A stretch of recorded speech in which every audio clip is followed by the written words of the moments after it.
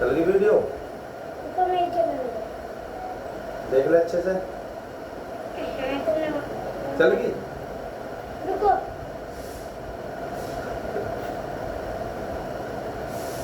बोलिए श्री कृष्ण कन्हैया लाल की जय। श्री राधा रानी सरकार की जय। श्री निजानंद स्वामी की जय। श्री प्राणनाथ प्यारे की जय। श्री सतगुरु महाराज की जय। श्री बायजुराज महारानी की जय। श्री महाराजा छत्रसाल की जय। श्री समस्त सुंदर साथ की जय। चिदादित्यम किशोरांगम परे धाम्नि विराजितम स्वरूपम सच्चिदानंदम निर्विकारम सनातनम सच्चिदानंद रूपाय विश्वोत्पन्नादि हेतवे तापत्रय विनाशाय श्री कृष्णाय वयं नमः। आनंद कंदम प्रभुदेव चंद्रम प्रजेश रूपेण पुरापि जातम प्रविश्य प्राप्तम प्रिय प्राणनाथम प्रविश्य प्राप्तम प्रिय प्राणनाथम परेश पूर्णम सततम नमामि परेश पूर्णम सततम नमामि। ब्रह्म प्रिया जागरणाय जात सरस्वै पाता भव सिंधु त्राता विज्ञान दाता निज धर्म धाता दीनेक बंधो शरणं प्रपद्ये दीनेक बंधो शरणं प्रपद्ये। श्री वंदो सतगुरु चरण को करूं प्रेम प्रणाम। अशुभ हरण मंगल करण श्रीदेव चंद्र जी नाम। श्री राम रतन सतगुरु सत्य हो मेरे काटो सकल कलेश।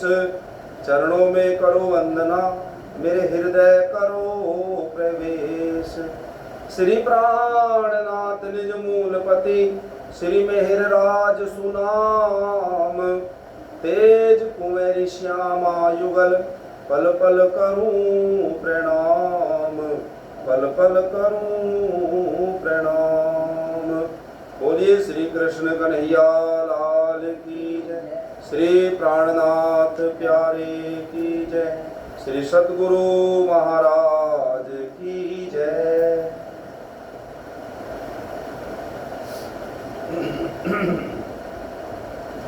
प्यारे सुंदर साथ जी, आज हम बीता कथा के 8वें दिन में प्रवेश कर रहे हैं।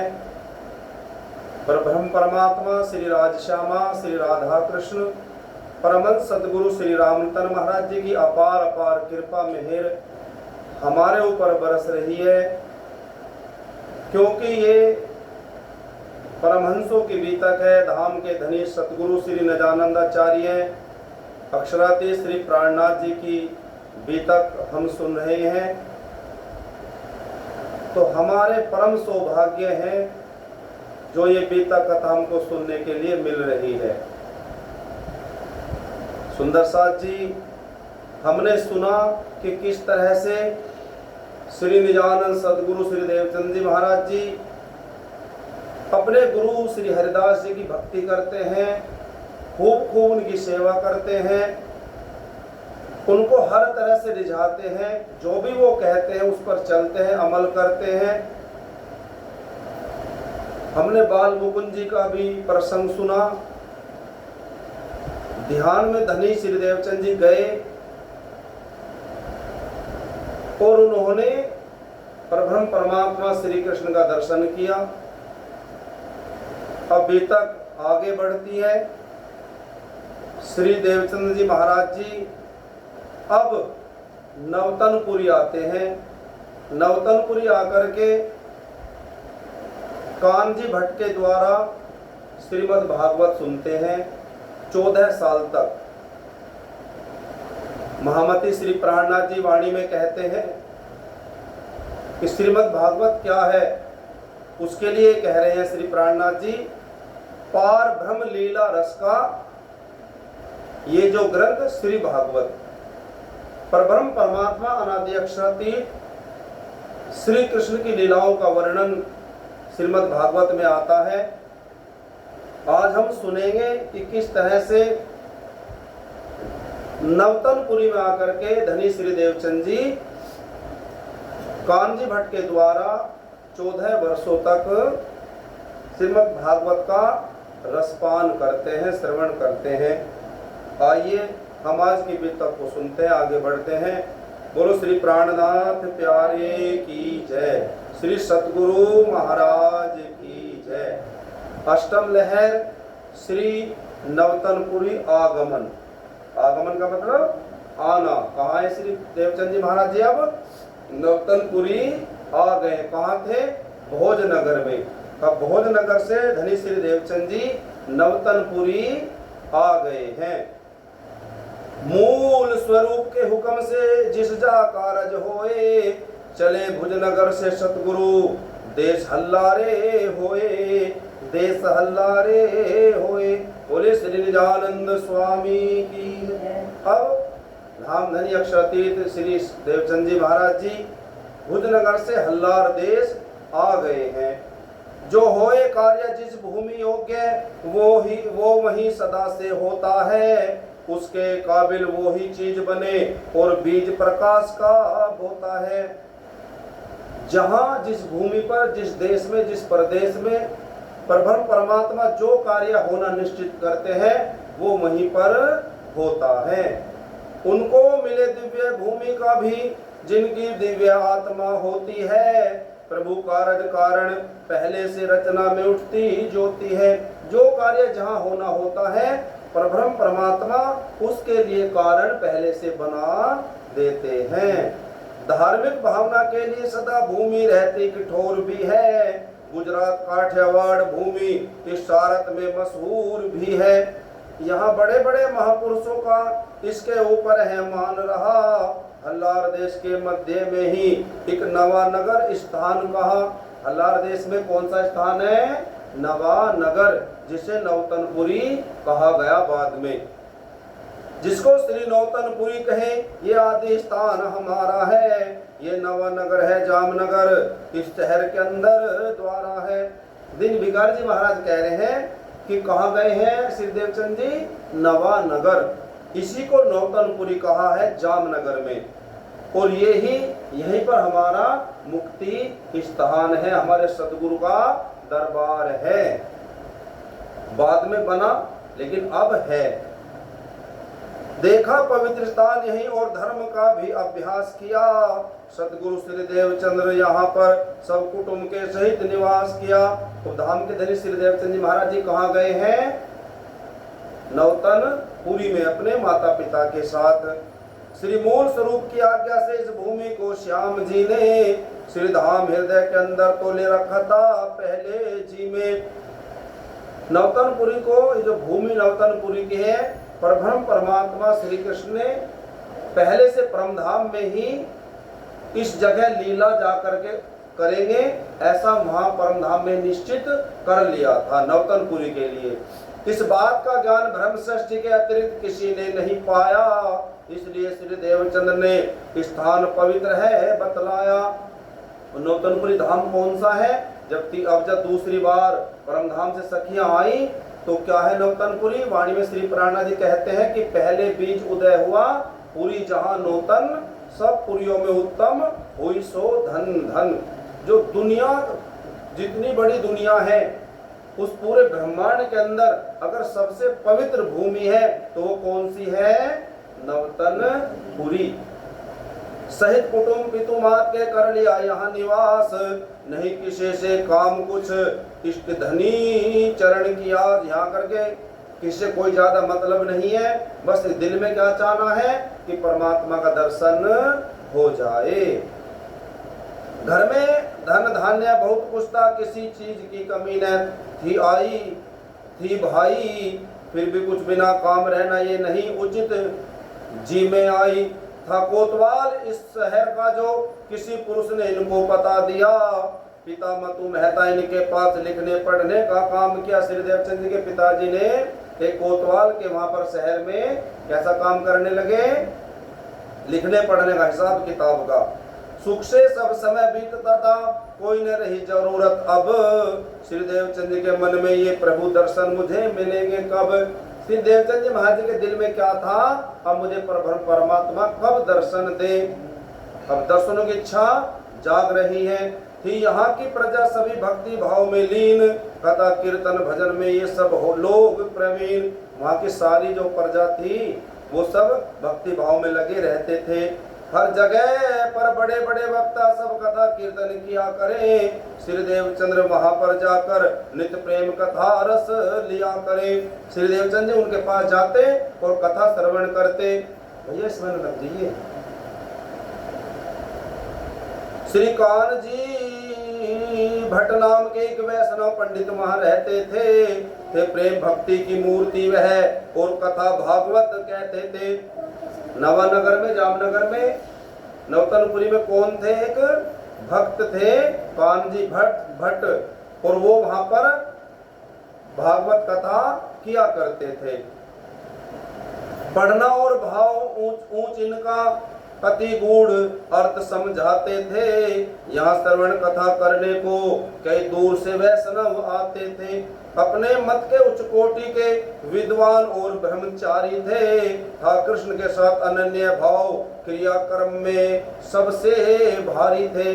और कौन थे, वहाँ के उच्च कोटि के संत महात्मा थे कानजी भट्ट, और श्री कृष्ण से अनन्य प्रेम किया करते थे, अनन्य भक्ति उनकी करते थे। वैसे तो कई मत थे, लेकिन वल्लभ संप्रदाय का जोर यहाँ चले। कथा में खूब प्रश्न उत्तर, कोई बोल नहीं सकता था वहाँ। श्री देवचंद जी ने तो यहाँ नित्य प्रति कथा का श्रवण किया। इच्छा कोई दिन से दिल में भागवत सुनने का नियम लिया। पहले से इच्छा थी श्री देवचंद के दिल में कि मैं भागवत सुनूं। इच्छा थी इस रस को समझूं, मौका कुछ मिलने नहीं पाया। इच्छा इनकी पूरी करने धनी इनको यहाँ पे ले आया। इच्छा थी तो प्रभु परमात्मा श्री कृष्ण ने दर्शन करी, जिससे ये यहाँ पर आकर के कथा सुनने लगे। अब सुनेंगे। बोले ये कहाँ पे लिखा है, द्वादशी के दिन में व्रत धरना।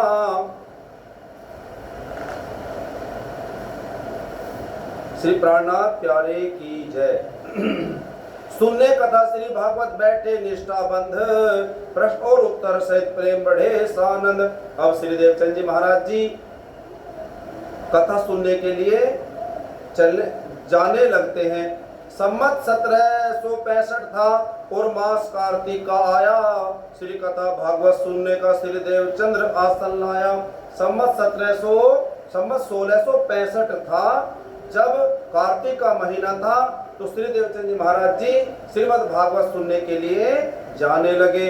आदर्श पुरुषों की निष्ठा का सब पे प्रभाव जब पड़ता है, दूसरे के हृदय पर जाकर जादू सा काम वह करता है। ऊंचे विचार थे सदगुरु के और गहरी बातें करते थे।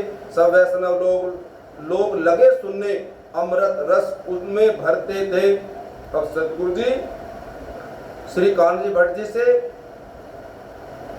श्रीमद् भागवत की कथा सुनने लगते हैं।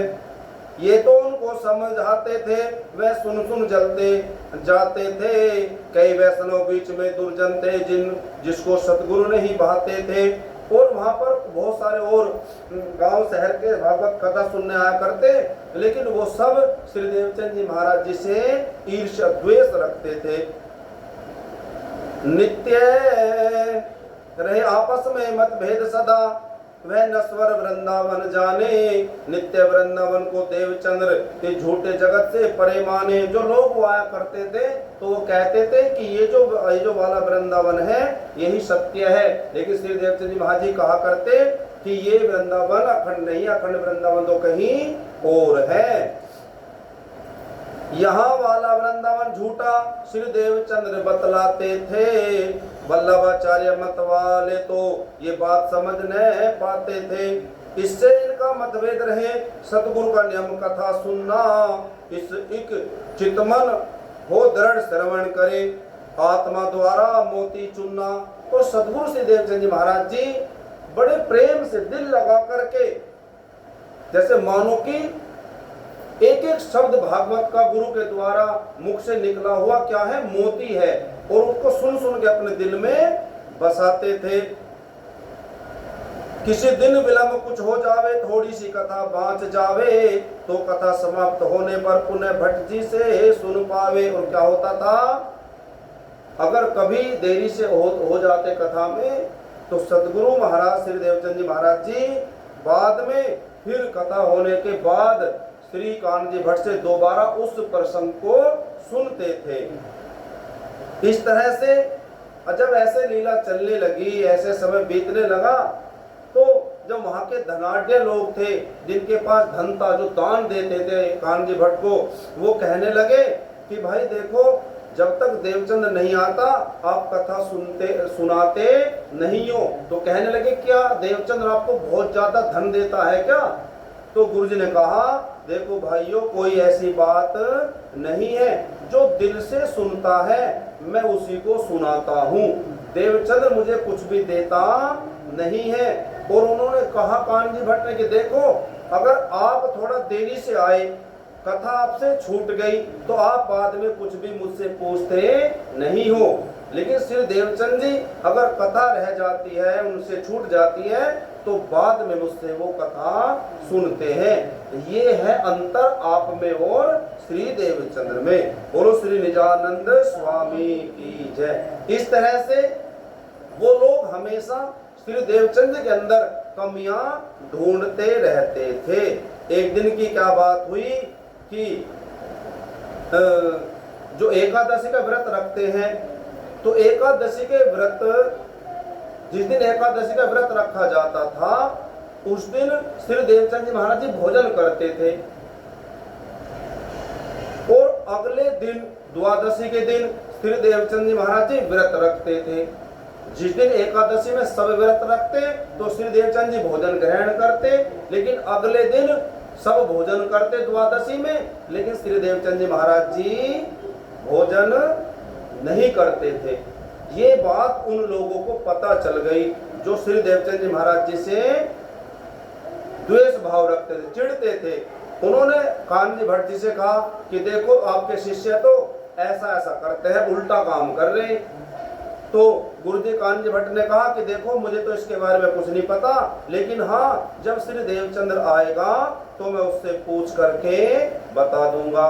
श्री देवचंद जी महाराज जी आए, गुरुजी ने पूछा कि देवचंद्र ये ऐसा ऐसा कह रहे हैं, तो आप ऐसा बताओ, आप ऐसा क्यों करते हो? तो श्री देवचंद जी महाराज जी ने कहा कि हे गुरुजी, एकादशी के दिन सब व्रत करते हैं, लेकिन आप कथा सुनाते हो, और द्वादशी के दिन आप कथा नहीं सुनाते हो, तो मैं व्रत रखता हूं। क्यों?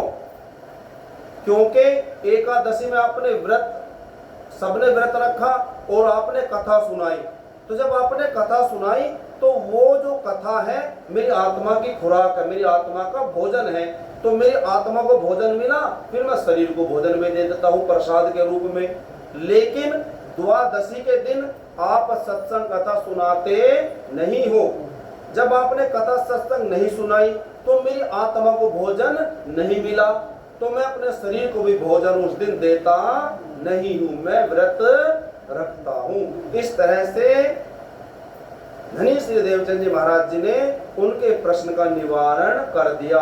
मतलब क्या है कि जिस दिन आप गुरुजी कथा सुनाते हो तो मैं प्रसाद के रूप में भोजन लेता हूँ, और जिस दिन आप कथा नहीं सुनाते हो तो मैं उस दिन भोजन ग्रहण नहीं करता, क्योंकि आत्मा को नहीं मिला तो मैं शरीर को भी कुछ भोजन देने वाला नहीं हूँ। बोलो श्री निजानंद स्वामी की जय, श्री सतगुरु महाराज की जय।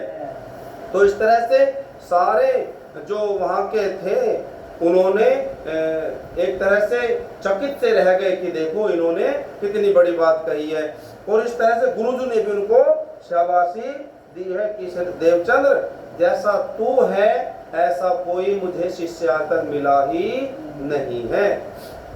परमात्मा को श्री देवचंद्र हर तरह से ही प्रसन्न किया। श्री धाम के धनी रिझाने को संकट अब अपने शीश लिया। छोड़ा नहीं कोई तरीका भी, सब कुछ प्रभु पहले रखा। इन्हें था केवल जाहिर करना, धनी पहले चरणों में रखा।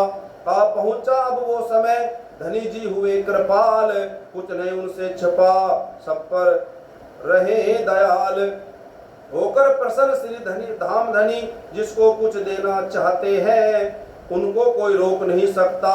पहले वो परीक्षा पाते हैं, जब परमात्मा किसी को कुछ अब आखिर समय है कोई किसी का परीक्षा का और कुछ देना चाहते हैं कि ज्यादा कोई दौलत धर्म के नाम की या परमधाम को कोई ऐसा उत्तरदायित्व सौंपना चाहते हैं तो आखिरी परीक्षा वो परमात्मा लेते हैं। तो यहाँ पर भी धनी श्री देवचंद्र जी को अब थोड़े दिन बाद निजनाम महामंत्र मिलने वाला है, जिससे पूरे जग की मुक्ति होगी। सारी दुनिया जिस निजनाम महामंत्र की बाट देख रही है, इंतजार कर रही है, वो निजनाम महामंत्र अब उतरेगा। लेकिन उससे पहले क्या होना है? सदगुरु की आखिरी बार परीक्षा होनी है। तो सुंदर साथ जी क्या हुआ? इस तरह से धनी श्री देवचंद जी को बुखार आ गया है और इतना तेज बुखार है कि शरीर एकदम बिल्कुल कमजोर पड़ गया है। तो क्या हुआ? भोजन करना हो गया बंद, दिन 10 बीते कुछ नहीं खाया।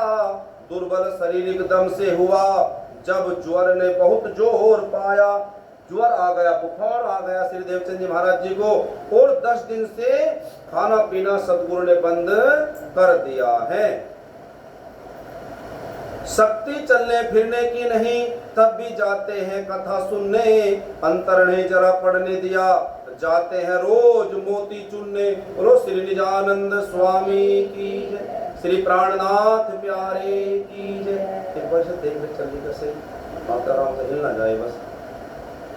तो क्या हुआ सुंदर साथ जी? लेकिन चाहे कितना भी कष्ट है, बुखार है, खाना पीना बंद हो गया, लेकिन सदगुरु महाराज जी एक दिन भी रुके नहीं है कथा से। देखो ये होती है श्रद्धा भाव। लेकिन हम तो चाहे छोटा सा काम पड़े और हम तुरंत कथा से सत्संग से रुक जाते हैं। तो ये क्या है? परमात्मा के ये जो शब्द हैं वाणी में उतरे रहते हैं, ये क्या होते हैं? परमात्मा के मुख से निकले हुए अनमोल वचन, मोती, जिनको हमें अपने हृदय में धारण करना पड़ता है। लेकिन सदगुरु श्री देवचंद जी महाराज जी इतना होने के बाद भी रुकते नहीं हैं। फिर क्या करते? सिर कान लपेट दुपट्टे से लकड़ी का सहारा पा करके जैसे तैसे गिरते पड़ते पहुंचे ये कथा में जा करके। चाहे कुछ भी हो, लकड़ी का सहारा लेकर के डगमगाते हुए कथा सुनने चले ही जाते हैं। कि बहुत औषधि भी लेकिन न लाभ हुआ, न ज्वर हटा। इन्हें देख के माता पिता का तो अंदर से कलेजा जाए फटा। बुखार नहीं उतर रहा है, बीमार है, शरीर कमजोर पड़ गया है, तो माता पिता बहुत ही दुखी हैं इन्हें देख देख करके। माता को बड़ी लगी चिंता, दिनों दिन लंघन बढ़ते जाते, नहीं कोई औषधि असर करे, दिन दिन सतगुरु डलते आते। यानी कि कोई दवाई काम ही नहीं कर रही और रोज रोज शरीर कमजोर होता जा रहा है। पत्नी श्री लीलबाई को चिंता अधिक सताए, खातर श्री पतिदेव के अपना इष्ट मनाए। दिन रात खड़ी है सेवा में, हर समय ध्यान पतिदेव का था। किसी तरह से इन्हें कष्ट न हो, तन ही मन ध्यान सेवा में था। और इनकी धर्मपत्नी श्री लीलबाई वो धनी श्री देवचंद जी की सेवा में हमेशा लगी रहती, जिससे जल्दी से स्वस्थ हो जाए। और इनके घर में संतान जो थी थे बड़े बिहारी जी भाई। घर में एक पुत्र एक कन्या जिसका नाम है जमुना बाई। धनी श्री देवचंद जी महाराज जी के एक पुत्र जिनका नाम बिहारी जी, ये बड़े थे, और उनकी बहन बिहारी जी की जमुना बाई। और दोनों के अंदर जो अंतर था आयु में वो 3 वर्ष का था। तो सुंदर साथ जी अब जब ऐसा हुआ तो ज्यादा दिक्कत होने लगी, तो फिर क्या हुआ, वैद्य को बुलाया गया। वैद्य जी को बुलाया गया, उनसे कहा कि रोग ज्यादा है, इनका बुखार उतर नहीं रहा है, तो कोई ऐसी दवाई दो जिससे जल्दी इनको आराम लग जाए। और अब क्या हुआ, वैद्य जी ने उन्हें दवाई दी है और क्या कहा,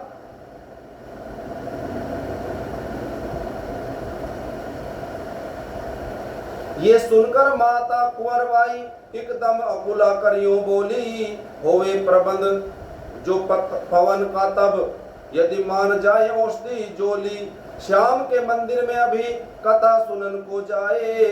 मात बोली, वैद्य जी इनको क्या समझाए। तो वैद्य जी ने कहा था कि मैं दवाई तो दे रहा हूँ, लेकिन ये दवाई खा करके घर से बाहर ना निकले, अगर घर से बाहर निकलेगा तो इसको सन्निपात हो जाएगा, यानी कि दवाई उल्टा असर कर देगी और ये ज्यादा बीमार पड़ जाएगा, तो इसको घर से बाहर जाने नहीं देना।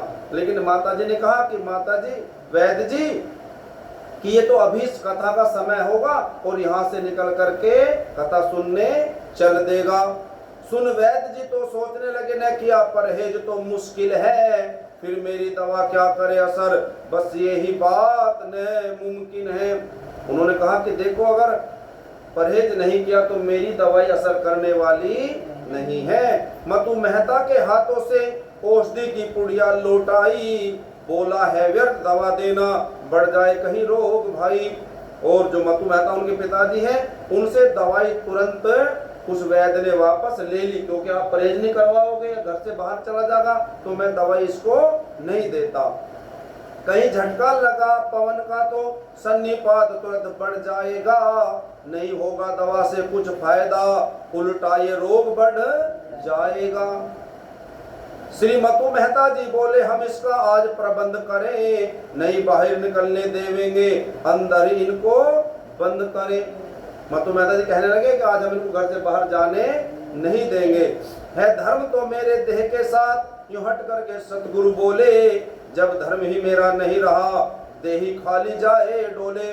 लेकिन श्री देवचंद जी महाराज जी ने ये बात जब पिताजी से सुनी कि हम इसको कथा सुनने नहीं जाने देंगे, तो क्या हुआ सुंदर साथ जी, श्री देवचंद जी महाराज जी कहने लगे, हे पिताजी, मुझे मेरे शरीर की चिंता नहीं है, मुझे मेरा धर्म बचाना है, और अगर मेरा धर्म नहीं बचा तो इस शरीर का क्या करना। और धर्म बचाने का मतलब क्या है कि मैंने प्रण ले रखा है, मुझको रोज कथा सुनने जाना ही जाना है, चाहे कुछ भी हो जाए। बिन धर्म बरता है देह मेरी, है धर्म के साथ देह मेरी, ये कहकर वैद्य चला घर को, जाते बोला मर्जी तेरी। बोलो श्री निजानंद स्वामी की जय। क्या कहा वैद्य ने कि भैया मैंने जो कहा परहेज करता हो कर ले, आप आगे तेरी मर्जी। आश्रय जो ले इष्ट का मन में करते जाप, नहीं छोड़ते सत्यपन, कितना हो संताप। यहाँ पर दीन भिखारी जी कह रहे हैं कि अगर दृढ़ मन में दृढ़ निश्चय होता है, विश्वास होता है परमात्मा के प्रति, तो कोई भी बीमारी या कोई भी बुरे लोग हमारा कुछ बिगाड़ सकते नहीं है। खाली जो दवाई सतगुरु ने हुआ समय कथा में जाने का, पटवा से माथा बांध कान बांध संगली लकड़ी पहुंचाने को। तो क्या हुआ, क्या बांधा, कानों से माथे से ऐसे पटका बांध लिया है माथे पर कानों से, और कथा सुनने के लिए दवा खाकर चलने के लिए तैयार हो गए हैं।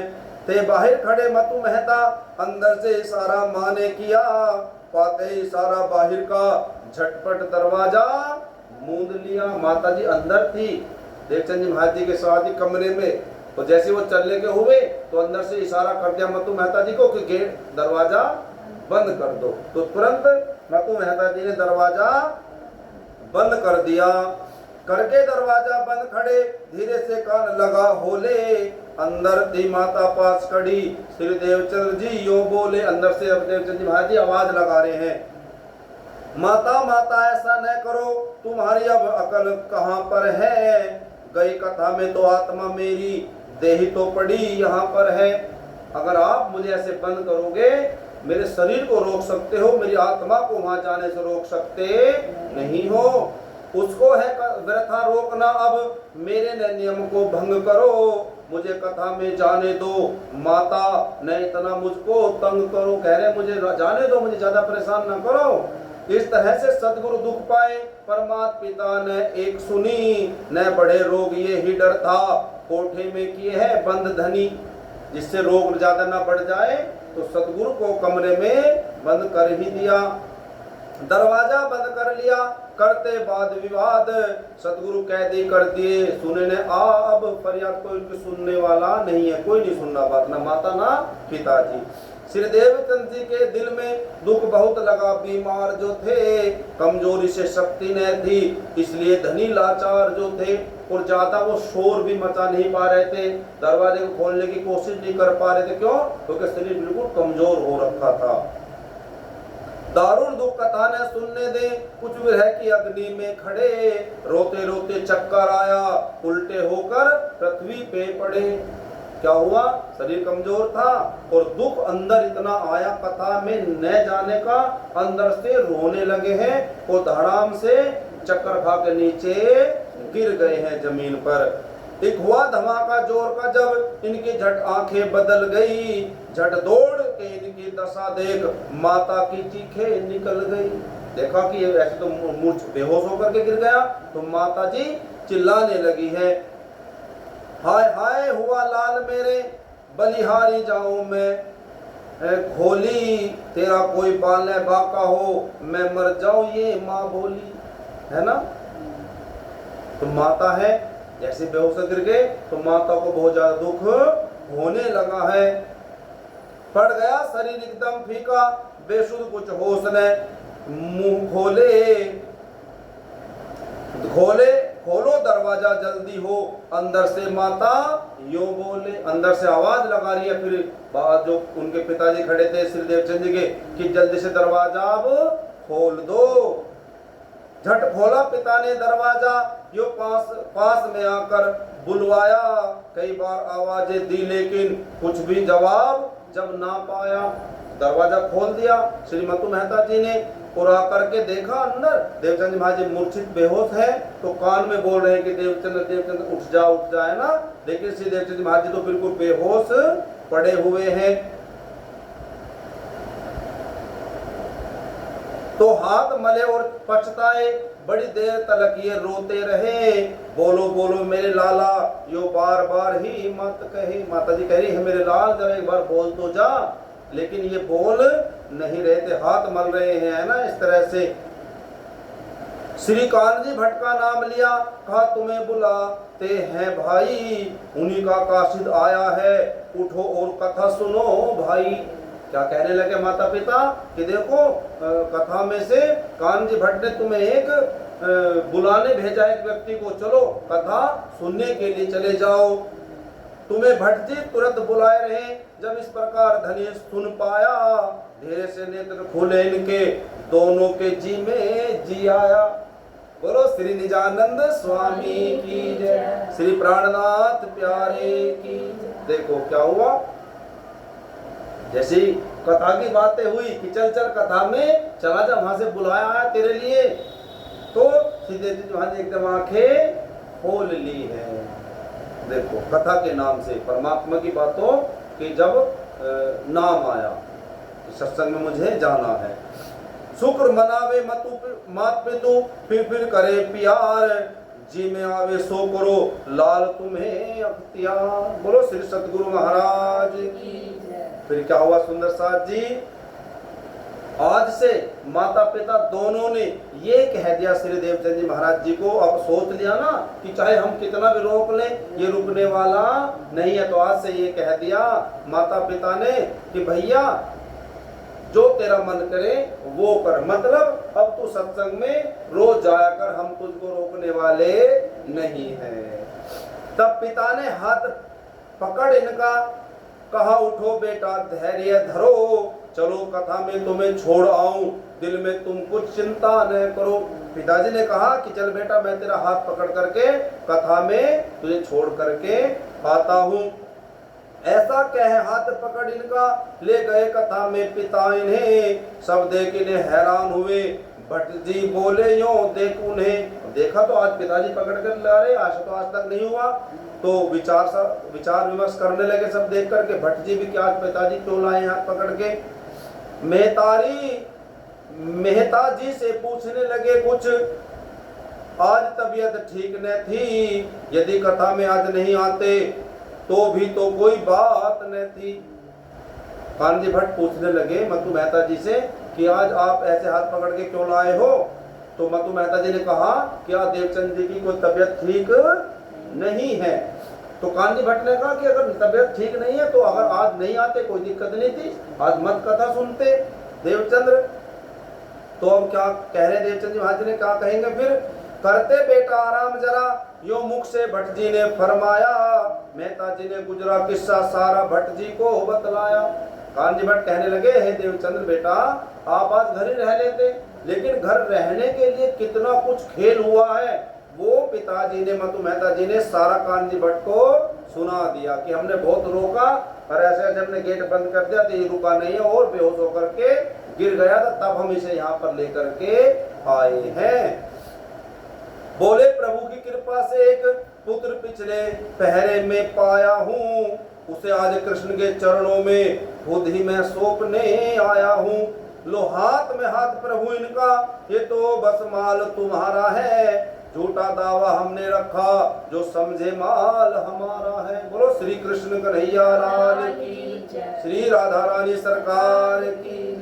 श्री देवचंद जी महाराज जी कौन है? श्री राधा जी, श्री श्यामा जी। आज जब शादी होती है तो लड़की का हाथ लड़के के हाथ में पिताजी देते हैं, है ना। तो श्री कृष्ण की भक्ति करते हैं श्री देवचंद जी महाराज जी। तो आज श्री देवचंद जी के पिताजी ने, देखो इसका ये अंदर का अर्थ है ना, बातूनी अर्थ है। तो श्री देवचंद जी का हाथ यानी कि श्यामा जी का हाथ आज किसके हाथ में दे दिया? श्री कृष्ण जी के, कि आज से ये देवचंद, ये श्यामा, ये राधा श्री कृष्ण की हुई। बोलो श्री कृष्ण कन्हैया लाल की जय, श्री राधा रानी सरकार की जय। पकड़ा दिया हाथ, अब ये हमारा नहीं है। हमने तो झूठा दावा कर रखा था कि हमारा पुत्र है, लेकिन हमारा पुत्र नहीं है, ये तो कृष्ण का है। असलियत पे आए अब मेहता भय अनाथ, आत्म का संबंध था सौंपा उनके हाथ। अब क्या हो गए? एक पुत्र था और वो किसका हो गया? कृष्ण का। आज से क्या हुए? दिन बिगड़ दिख रहे हैं कि क्या हो गए हैं? अनाथ हो गए हैं। अब हुई सगाई जा पूरी परमात्मा से आत्म विरागिन की, जब पिता ने जाकर सौंप दिया अब बनी है सुहागिन भी। ये श्यामा जी राधा जी आज सुहागन बन गई है, क्योंकि इनको इनके पति को सौंप दिया गया है। मेहता जी की बातों ने भट्ट जी को तुरंत है दिया जगह। भट्ट बोले रोज ही आते हैं, हमको नहीं मर्द का पता लगा, है ना। देखो पता भी नहीं होने दिया श्री देवचंद जी महाराज जी ने। रोज आते थे कथा सुनने, है ना। हम तो जाते हैं, थोड़ा सा ही हो रहा है ना, आ करते रहते हैं ना, लेकिन किसी को पता तक होने नहीं दिया कि मुझे इतने दिन से बुखार आया हुआ है। जाते आराम से सत्संग में बैठते और ध्यान पूर्वक सत्संग को सुना करते थे। अगर हमको ये पता लग जाता जो इनको कोई बीमारी है, घर जाकर कथा सुनाता मैं, ये तो भूल हमारी है। कान्जी भट्ट कह रहे कि मुझे पता चलता कि ये बीमार है तो मैं तो इसे घर जाकर के कथा सुना देता, फिर इन्हें यहाँ आने का कष्ट न पड़ता इनको मेहता जी। अब की तो बार माफ कीजिए, अब कहो जो करूं सहायता जी। कान्जी भट्ट कह रहे कि इस बार मुझे माफ कर दो, मुझे नहीं पता चल पाया, लेकिन कभी कोई ऐसा कुछ ऐसा होगा तो मैं इनको घर पर आकर सत्संग कथा सुना दिया करूंगा। ये सुनकर श्री देवचंद्र बोल उठे तत्काल, और बोझने डाले प्यारे दीन दयाल। अब देवचंद जी महाराज जी कह रहे हैं, हे गुरु जी आप ऐसा क्यों कह रहे हो? क्योंकि गुरु घर आकर के सत्संग सुनाए और शिष्य ना जाए तो ये तो गुरु का अपमान है, और शिष्यों के अंदर मानो कि अहंकार आ गया है। तो देवचंद जी महाराज जी कह रहे हैं, गुरु जी आप ऐसा मत बोलिए। हे प्रभु आप मेरे घर पे आकर के कथा सुना जाते, तुमको था सुलभ किंतु मेरी सब निष्ठा भंग कर आते। जो मैंने प्रण ले रखा है, निष्ठा है ना, जो मेरा प्रेम है आपके प्रति, कथा के प्रति, वो तो भंग हो जाता। आप तो ठीक आ ही जाते हमारे घर सुनाने के लिए। मेरी 14 वर्षों की कथा का सारा फल चला जाता। इतनी मेरी ताकत थी कहाँ, फिर प्रभु की सेवा कर पाता। देखो कितनी बड़ी तपस्या है, कितनी बड़ी रहनी कसनी में उतर रहे हैं सदगुरु श्री देवचंद जी महाराज जी। ये सच है। हम क्या हैं, हम तो कुछ भी नहीं है। 2 4 5 दिन ही, अगर महीना एक बार हमारी 1 महीना कथा चलेगी तो कुछ ही सुंदर साथ ऐसे होते हैं जो लगातार कथा में आते हैं। कुछ ना कुछ ऐसी परेशानियां बन जाती है कि हम 1-2 दिन कभी ना कभी छूट ही जाते हैं कथा से। लेकिन यहाँ पर कितने दिन की बात है, 14 साल की लगातार धनी श्री देवचंद जी महाराज जी 14 वर्ष तक निष्ठाबंद कथा में गए हैं। एक दिन भी उन्होंने कथा छोड़ी नहीं है। और कथा में केवल ऐसे नहीं जाते, वहां जाते हैं और जो कथा के मार्मिक जो प्रसंग है, अंदर की गूढ़ बातें, उनको गुरु जी से सुनते, उन पर मनन करते, उन्हें ध्यान से सुनते, उन्हें दिल में उतार दे। ये नहीं कि कथा में गए, सुना और फिर खत्म। ध्यान से सुनते थे, बहुत एक एक बात को ध्यान से समझते थे। एक एक जो